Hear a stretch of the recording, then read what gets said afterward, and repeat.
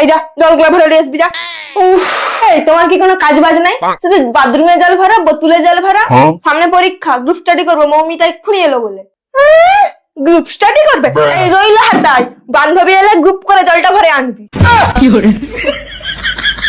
Group study দেখাচ্ছ? আরে আয় আয়, বস বস বস বস। আরে বাস, ঘরটাকে তো দারুণ সাজিয়েছিস। আরে এইগুলো তো দারুণ সুন্দর। বলছি আমি একটা লিই না?